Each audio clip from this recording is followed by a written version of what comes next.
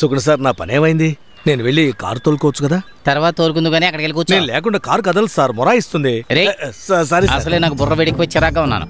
కాదా సార్, ఈ రోజు బ్రేక్ఫాస్ట్ లంచ్ లో కైమా కావాలి. ఏమైంది? ఈ రోజు ఢిల్లీ నుంచి ఎవరో వస్తున్నారని కమిషనర్ గారు టెన్షన్ లో ఉన్నారు. కొత్త అపాయింట్మెంట్స్ క్లోజ్ చేసాయి. ఈయనే సుగుణ కుమార్ కదా? సార్ ఆగండి సార్. సార్ ప్రసాదం.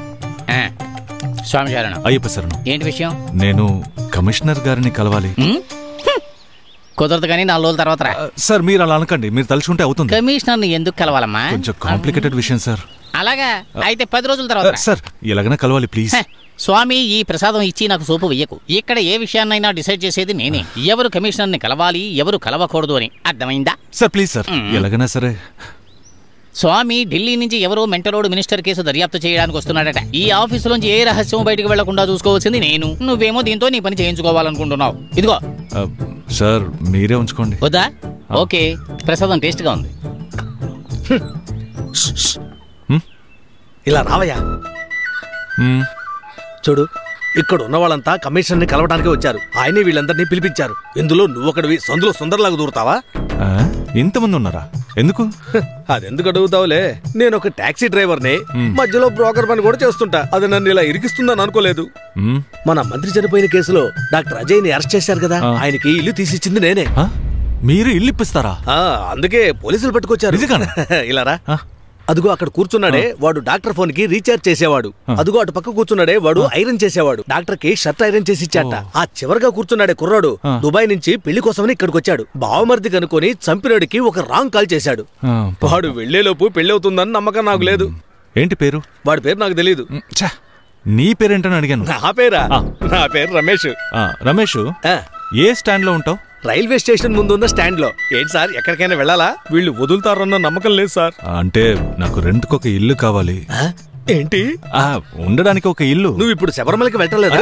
అక్కడి నుంచే వస్తున్నాను. అయితే వచ్చిన దాన్నే వెళ్ళు. నేను బ్రోకర్ పని వదిలేశాను. అలా అనద్దు. అయితే వేరే విధంగా అంటాను. వెళ్ళవయ్యా వచ్చిన దాన్నే. అలా అనక్కు బ్రదర్. నేను మన రాజధాని ఢిల్లీ నుంచి వచ్చి నీ హెల్ప్ అడుగుతున్నాను. నువ్వు చేస్తావు నాకు తెలుసు. నువ్వు ఇంకేం అనద్దు. నువ్వు ఇల్లు ఇప్పిస్తున్నావు అంతే, ఇంకేం మాట్లాడద్దు. ఏయ్, ఢిల్లీ నుంచే కాదు, నువ్వు ఎక్కడి నుంచి వచ్చినా సరే ఇల్లు ఇప్పించను. ఎవరు ఢిల్లీ నుంచి వచ్చింది? ఇప్పుడు వచ్చేళ్ళాడే ఆ సామి. స్వామి, ఆయన ఎవడిగాడు? మంత్రి గారిని చంపింది ఎవరు, కమిషనర్ గారు మిమ్మల్ని ఎందుకు పిలిపించారు, ఇలా సంబంధం లేని విషయాలు అడిగారు. అయ్యో, అయితే అప్పుడు అతనే సెంట్రల్.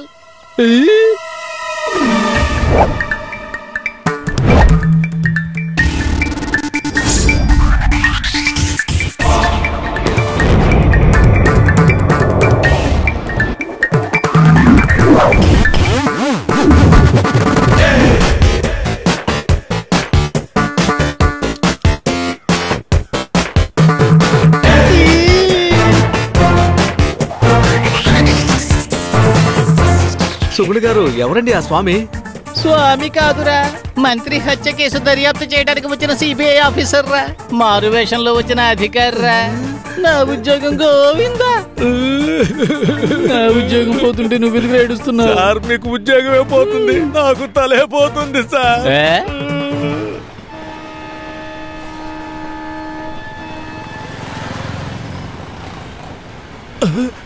అయ్యో కేంద్రం, ఈ రోజు నా పని అయిపోయినట్టే. ఏంటి ప్రాబ్లం?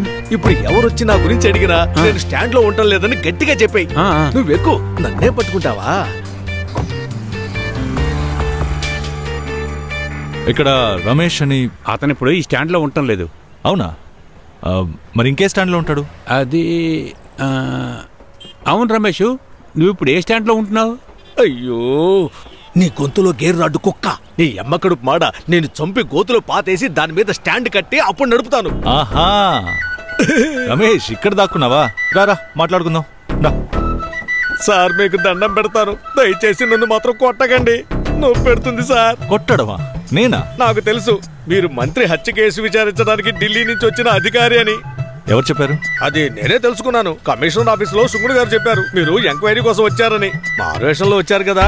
తెలివైన వాడివే, కరెక్ట్ గా కనిపెట్టేసావే. రా, నీతో కొన్ని విషయాలు మాట్లాడాలి. రా.